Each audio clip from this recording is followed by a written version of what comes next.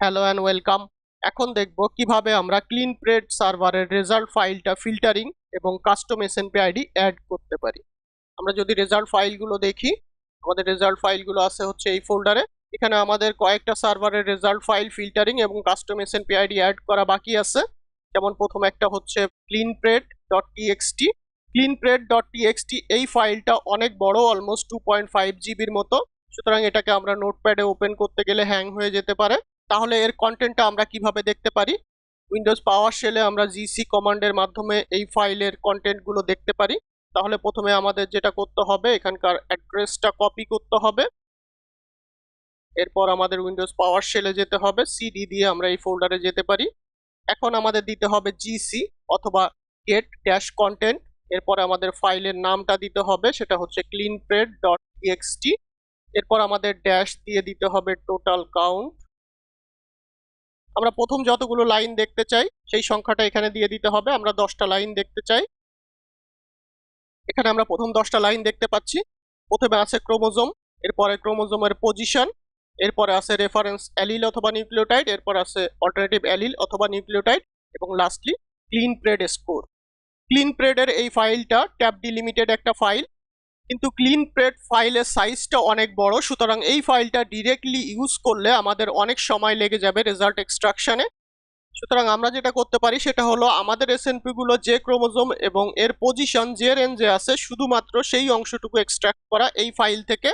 তাহলে আমাদের ফাইল সাইজটাও কমে আসবে এবং পরবর্তীতে হ্যান্ডেল করাও ইজি হবে। সেটা আমরা কিভাবে করতে পারি? সেটা করার জন্য আমাদের প্রথমে জিসি দিতে হবে, মানে গেট ড্যাশ কন্টেন্ট। এরপর আমাদের ফাইলের নামটা দিতে হবে, সেটা হচ্ছে clinpred.txt। এরপরে আমাদের দিতে হবে রিড কাউন্ট। এখানে আমরা রিড কাউন্ট সেট করতে পারি 10,000। রিড কাউন্ট 10,000 মানে হচ্ছে it will take a chunk of 10,000 lines at once. পুরো ফাইলটা একসাথে না নিয়ে চাঙ্ক বাই চাঙ্ক করে নিলে it will be more efficient and ফাস্টার। এরপর আমাদের একটা পাইপ সিম্বল দিতে হবে, ভার্টিক্যাল বারটাকে পাইপ বলা হয়। এরপর আমরা দিব হচ্ছে ফর ইচ, এরপর সেকেন্ড ব্র্যাকেট দিয়ে ডলার সাইন, এরপর আন্ডারস্কোর, এরপরে ড্যাশ ম্যাচ। এরপর আমাদের দিতে হবে যে প্যাটার্নটা আমরা ম্যাচ করতে চাই, সেটা হচ্ছে একটা রেগুলার এক্সপ্রেশন। রেগুলার এক্সপ্রেশনটা কি? A regular expression is a pattern use to match text. তাহলে আমাদেরকে দিতে হবে সেই প্যাটার্নটা, রেগুলার এক্সপ্রেশনের প্যাটার্নটা, সেটা আমরা ডাবল কোটের ভিতরে দিতে পারি। যেহেতু আমরা হেডার লাইনটা রাখতে চাই সেহেতু আমাদেরকে দিতে হবে প্রথমে CHR। প্রথমে আমরা যেটা করব, একটা ক্যারেট সাইন দিব। ক্যারেট সাইন মানে হচ্ছে match at the start of A line. তাহলে ক্রোমোজোম যদি পায় তাহলে সেটাকে সে ম্যাচ করবে। এরপর আমরা যেটা দিতে পারি অর দিয়ে, অরটাও ভার্টিক্যাল বার দিয়ে ডিফাইন করা হয়।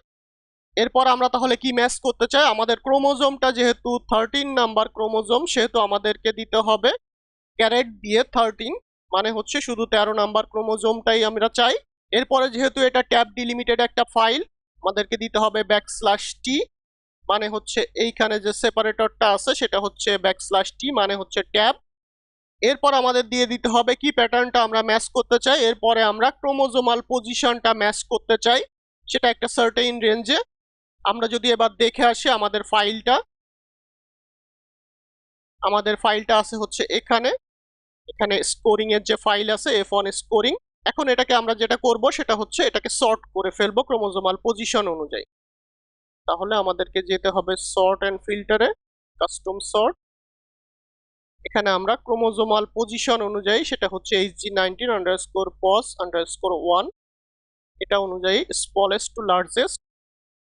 তাহলে আমরা দেখতে পাচ্ছি আমাদের ক্রোমোজোমাল পজিশনটা 8 ডিজিটের একটা নাম্বার এবং সেটার স্টার্টে আছে হচ্ছে 4। আমরা যদি লাস্ট দেখি, এখানেও আমরা দেখতে পাচ্ছি 8টা ডিজিট আছে আমাদের ক্রোমোজোমাল পজিশনে এবং সেটার স্টার্টে আছে হচ্ছে 4। এরপরে 2 নাম্বার পজিশন আমরা যদি দেখি তাহলে আছে 9, এবং এখানে যদি আমরা উপরের দিকে দেখি তাহলে 8। লেফট সাইড থেকে 2 নাম্বার পজিশনে আছে হচ্ছে 8 অথবা 9। আমরা এটা রেগুলার এক্সপ্রেশনে দিব, সেটা আমরা কিভাবে দিতে পারি? তাহলে আমাদেরকে প্রথমে দিতে হবে 4, এটা ফিক্সড সবার ক্ষেত্রেই 4। এরপরে আমাদেরকে দিতে হবে থার্ড ব্র্যাকেটের ভিতরে লেফট সাইড থেকে 2 নাম্বার পজিশনে আমাদের আছে 8 অথবা 9, সুতরাং আমাদেরকে দিতে হবে 8 to 9। এরপরে যদি আমরা দেখি লেফট সাইড থেকে 3 নাম্বার এবং পরবর্তী যে ডিজিটগুলো আছে সেগুলো আমরা জানি না, সেটা 0 থেকে 9 পর্যন্ত হতে পারে, সুতরাং সেটা আমরা দিয়ে দিব 0 to 9। হাউ মেনি টাইমস, যেহেতু আমাদের বাকি আছে 6টা ডিজিট, এক্স্যাক্টলি আমাদের সব কয়টা 8টা ডিজিট আছে, সো এখানে আমরা দিব হচ্ছে 6। এমন যদি হয় যে ডিজিটটা কোনোটার ক্ষেত্রে 5টা আছে কোনোটার ক্ষেত্রে 6, তাহলে আমাদেরকে এখানে দিতে হবে 5,6, মানে হচ্ছে সংখ্যাটা 5 ডিজিটেরও হইতে পারে 6 ডিজিটেরও হইতে পারে। আবার কোনো ক্ষেত্রে আমরা যদি জানি মিনিমাম 6টা ডিজিট আছে কিন্তু বাকিটা আমরা জানি না, তাহলে আমাদেরকে দিতে হবে 6, এ পাশেরটা ইনডিফিনিট, মানে হচ্ছে 6 হইতে পারে ন্যূনতম, বেশিও হতে পারে। এরপরে এটা আমরা ক্লোজ করে দেই, এরপরে সেকেন্ড ব্র্যাকেট ক্লোজ, এরপরে একটা পাইপ দিব। এখানে যে ফর ইচ আমরা ইউজ করেছি, এটা কি? The for each statement is used for iterating over a set of values in a collection. আমাদের ক্ষেত্রে ফর ইচ কমান্ডটা এই যে 10,000 লাইন আছে প্রতিটা লাইনকে ইটারেট করবে। ফর ইচ এর পরে আমরা যে ম্যাচ এবং তারপরে যে একটা প্যাটার্ন ইউজ করেছি রেগুলার এক্সপ্রেশন প্যাটার্ন, এই কমান্ডটার মাধ্যমে এই যে 10,000 লাইনের প্রতিটার সাথে আমাদের প্রোভাইডেড রেগুলার এক্সপ্রেশনের প্যাটার্নটা ম্যাচ করবে। এরপর যেটা করবে, আমরা এখানে যে পাইপ দিচ্ছি এরপরে আমাদের দিতে হবে সেট ড্যাশ কন্টেন্ট, এরপর আমাদের একটা নাম দিতে হবে, এটা হচ্ছে সেট ড্যাশ কন্টেন্ট, এরপর একটা আমাদের আউটপুট ফাইলের নাম দিতে হবে, সেখানে আমাদের রেজাল্টগুলো রাইট করবে, মানে হচ্ছে যদি ম্যাচ পায় তাহলে সেগুলোকে এই ফাইলে রাইট করবে। তাহলে আমরা একটা ফাইলের নাম দেই, সেটা হচ্ছে CHR13, তার আগে আমরা ClinPred দিতে পারি,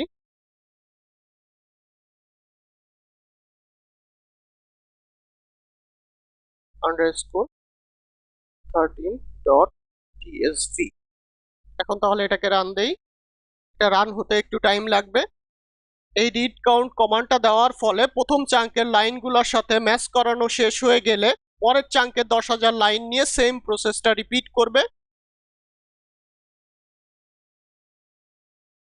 আমাদের এক্সট্রাকশনটা কমপ্লিট হয়ে গিয়েছে। এখন যদি আমরা দেখি,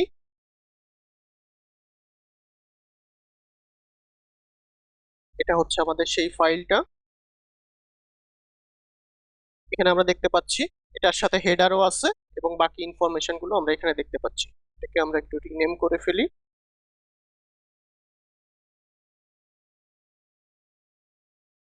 এখন আমরা এই ফাইলটাকে ডিলিট করে দিতে পারি। এখন আমরা রেজাল্ট ফাইলটা ফিল্টারিং এবং কাস্টম SNP ID অ্যাড করার জন্য যে প্রোগ্রামটা আছে সেটাকে প্রোগ্রামস ফোল্ডারে কপি করব। আমাদের সেই প্রোগ্রামটা হলো user_result_custom_id, এটা অলরেডি এখানে আছে, সুতরাং এখন দেখবো আমরা কিভাবে রান দিতে পারি প্রোগ্রামটা। প্রথমে আমাদেরকে ফুল অ্যাড্রেসটা কপি করতে হবে, এরপর আমাদের উইন্ডোজ পাওয়ার শেলে গিয়ে সিডি দিয়ে ফুল পাথটা পেস্ট করতে হবে, দেন এন্টার। প্রোগ্রামটা যেহেতু প্রোগ্রামস ফোল্ডারের ভিতরে আছে, দিতে হবে আমাদের ./programs, এরপরে প্রোগ্রামের নাম সেটা হচ্ছে user_result_custom_id -h অথবা /help দিলে আমরা দেখতে পাবো কি কি অপশন দিতে হবে এবং অপশনগুলোর ডিটেইল। এন্টার দেই।